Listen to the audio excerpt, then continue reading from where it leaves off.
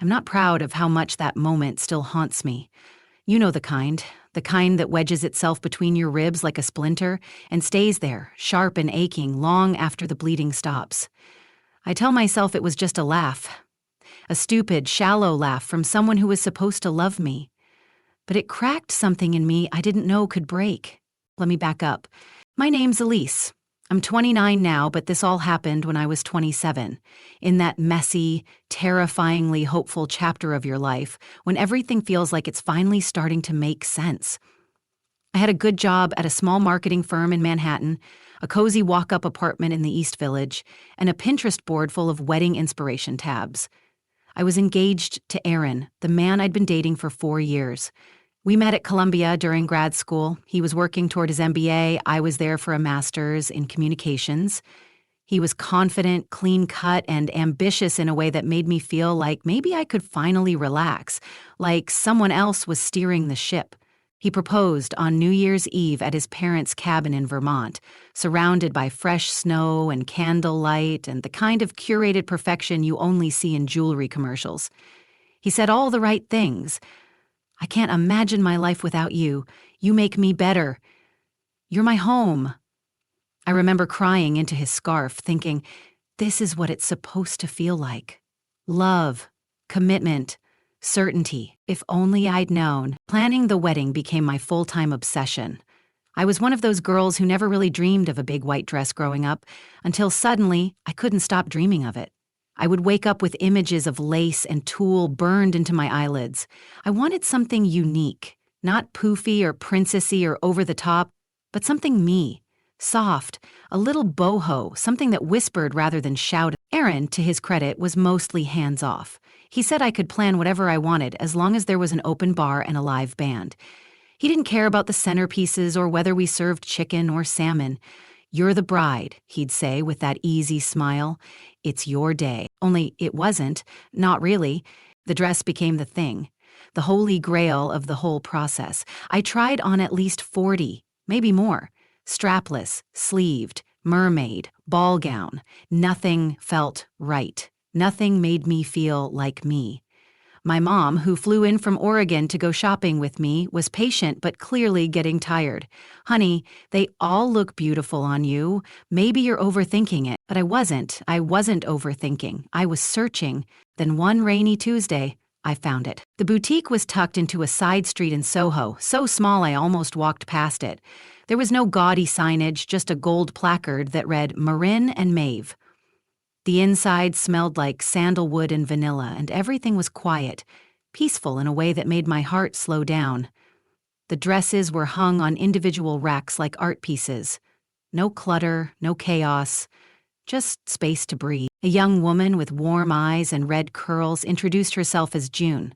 "Looking for something special?" she asked. I remember nodding, afraid to hope again. She pulled a dress from the back that didn't look like much on the hanger. Champagne silk, long bell sleeves, hand-sewn floral embroidery trailing down the skirt like ivy. But when I put it on, God, I don't know how to describe it. It didn't make me feel like a bride. It made me feel like Elise, like a better version of myself, like the girl I was before I started compromising. My mom cried. June smiled and said softly, "That one was made for you. I bought it on the spot.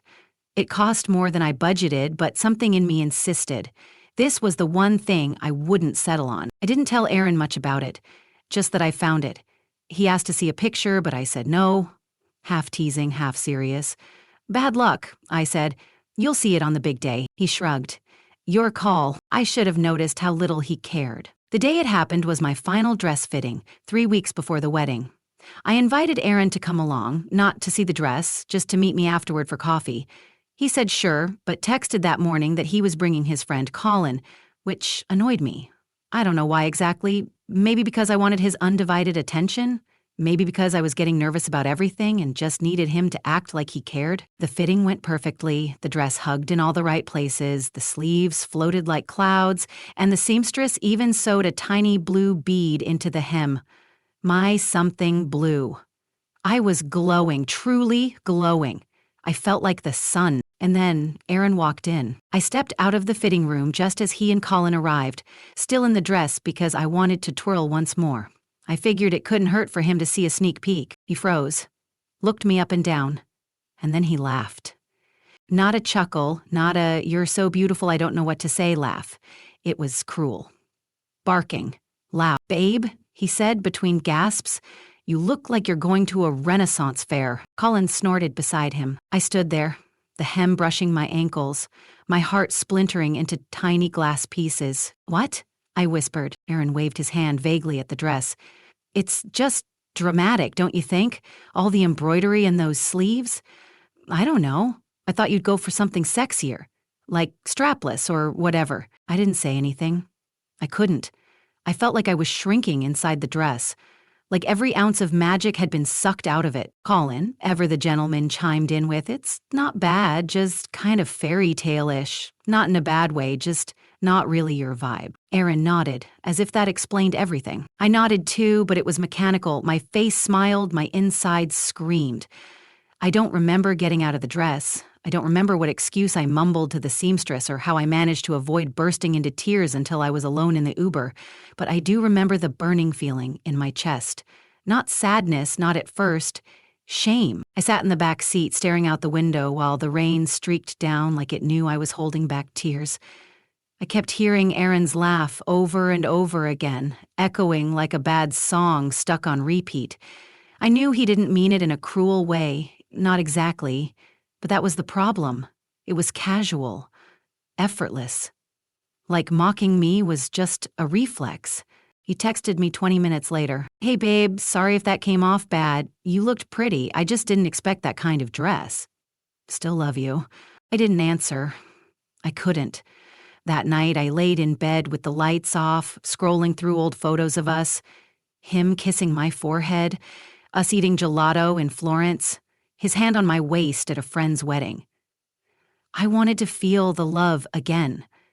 I wanted to remember why I'd said yes in the first place, but all I could think about was how I'd felt in that dress, like a woman who knew who she was, and how small I'd felt when he laughed. My best friend Kira called me the next day. She was supposed to be my maid of honor, and she'd just gotten back from a work trip in Chicago. I told her everything, the boutique, the fitting, Aaron's reaction. I didn't mean to cry, but of course I did, full-on, chest-heaving, ugly crying. "Oh no, honey," she said. "No, that is not okay. He laughed in front of other people?" "Yeah, do you still love the dress?" I did. I think I still do. But now I can't wear it without hearing his laugh in my head. "Then wear it to silence that voice. Wear it because it's yours." I let her words sink in like a slow tide. "Wear it because it's mine." 3 days later, I went back to the boutique, alone. I asked June if we could steam the dress again, just to get the memory of that day off it. She understood without me needing to explain. She brought me tea and said, "You didn't imagine the magic. It's still here." I stood in front of the mirror again, and for a minute I could almost pretend nothing had happened. I was the same woman, in the same silk and thread and dreams.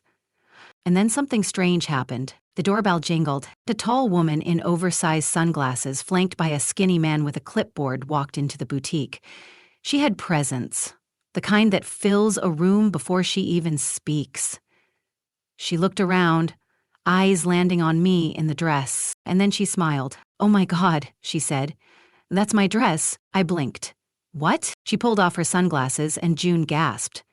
"Oh my God, you're Marin, as in Marin and Maeve, the designer, the name on the boutique." Marin came toward me, eyes sparkling. "You're wearing my personal favorite from last year's line. That's the prototype. We only made one because it was so complicated to stitch." My mouth fell open. "Seriously?" "Seriously."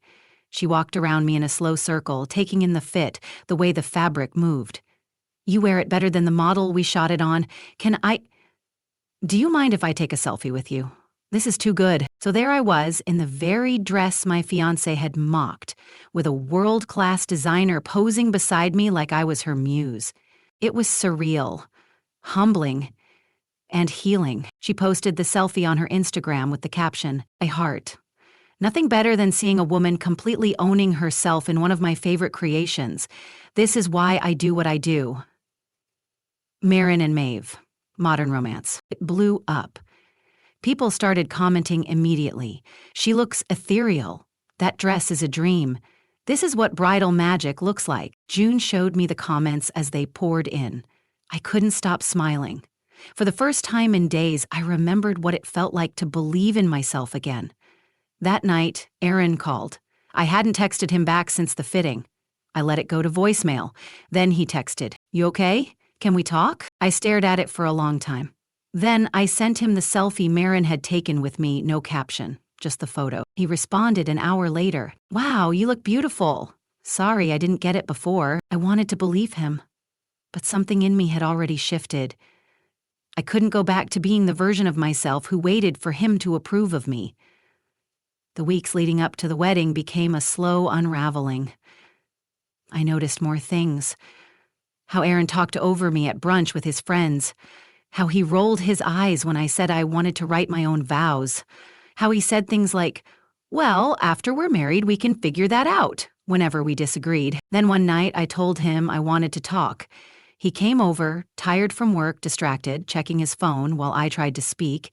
Finally, I said, "Do you even like me?" That got his attention. "What kind of question is that?" "A real one," I said. "Do you like who I am, or just who you think I'll become once you fix me?" He looked at me like I'd grown horns. "You're being dramatic." "No," I said. "I'm being honest." He didn't answer. That silence told me everything. A week before the wedding, I called it off. It was the hardest thing I've ever done. Not because I didn't love him, but because I finally loved me more. He didn't beg. He didn't cry. He just looked stunned, like he couldn't believe I'd really walk away. But I did. The fallout was messier than I expected. Aaron's mom called me crying, begging me to reconsider. She kept saying how she already sent out the invitations, how excited everyone was, how hard Aaron had been working to plan the honeymoon. I sat on the kitchen floor with the phone pressed to my ear, trying not to scream. "He loves you," she said. "You can't just throw it all away over a dress." But it wasn't about the dress. And that's what no one seemed to understand. It was about how small I felt. How invisible I became in the places where I should have been most seen. It was about the years I'd spent quieting my voice so his could sound louder. It was about the fact that I had never, not once in 4 years, heard him say, "You inspire me." I canceled the venue. I returned the gifts. I wrote emails to every guest, trying to explain without saying too much. "Sometimes love just isn't enough," I wrote, "and that's okay." Kira moved in for a few days, sleeping on my couch and bringing Thai food and wine. She let me cry, let me be angry, let me laugh at stupid things. She never once said, "I told you so," even though I knew she could have. One night, a week after the breakup, she looked at me across the kitchen table and said, "I've never seen you more alive than when you talked about that dress. I think it woke something up in you." I smiled. "It did." "Then keep chasing whatever that is." It took me a while to figure out what that meant. At first, I thought it meant going back to therapy, which I did twice a week. I unpacked the layers of guilt and fear and doubt I'd been carrying around like heavy jewelry. I talked about my dad leaving when I was 10, about how I'd always chosen safe men who didn't rock the boat, but also didn't see me. Then I thought maybe it meant moving out of the city, but I stayed. The city was still mine. Instead, I changed the locks. I painted the apartment walls a pale sage green. I bought new bedding softer than anything I'd ever let myself have before. I started walking through Central Park alone with a coffee and no headphones, just breathing, and I started writing. It began as journal entries, scraps of thoughts, moments I needed to process, but eventually those entries became essays, stories, honest, raw pieces about heartbreak and identity and learning to choose yourself. I started a blog, anonymously at first, called The Unveiled Bride. People found it. Women, mostly. Some engaged, some married, some divorced. They messaged me with long paragraphs, confessions, gratitude. One woman wrote, "I've been looking for the courage to call it off, and reading your story gave me permission." Another said, "You reminded me that I'm not crazy. for wanting to be loved the way I love. I cried the first time someone said that, because for so long I had felt crazy. Crazy? About 3 months after everything ended, I got an email. It was from Marin. Yes, that Marin. Subject line, "Would you like to model for our fall campaign?" I thought it was spam, but it wasn't. She'd read my blog. Someone had sent her a link, she said. "The way you talk about that dress, it's what every designer dreams of. We're doing a new line called Becoming. It's not just bridal, it's about transformation, growth, women choosing themselves. I want you in it." I stared at the screen for 10 minutes before I replied. "Yes," I wrote. "Yes, yes." The photo shoot took place in upstate New York in a restored barn with wildflowers growing along the fence line. There were 5 of us, different shapes, colors, ages. One was 50 and had just left her job to start her own business. One had survived breast cancer. One was a single mom who brought her baby with her to the shoot. We wore gowns that shimmered in the morning light, laughing with bare feet in the grass. It didn't feel like modeling, it felt like celebrating. They saved my old dress for last. When I stepped into it, I felt like a time traveler visiting a former version of myself. Only this time, I wasn't trying to be loved. I was already whole. Marin stood beside the photographer, wiping her eyes. "That's the shot," she whispered. "Don't move." The campaign launched in early fall. The tagline read, "You don't need a wedding to wear the dress of your life." It went viral, not because of me, though they used my photo in the center of the landing page, but because the message struck something deeper. It wasn't about weddings. It was about self-worth. Suddenly, the unveiled bride had over 100,000 subscribers. I started getting speaking invites, articles, podcast requests. Women started sending me their dresses, pictures of gowns they bought for themselves with no intention of walking down an aisle. One woman sent a photo of herself in her backyard, barefoot in a gown she'd thrifted, holding a sign that read, "Because I'm worth it. No groom required." And what about Aaron? Well, he emailed me a month after the campaign went live. Just a short message. "Hey, saw the ad, you look beautiful. I get it now, I really do. Hope you're doing well." I didn't reply. Not because I hate him, but because I'd already closed that chapter.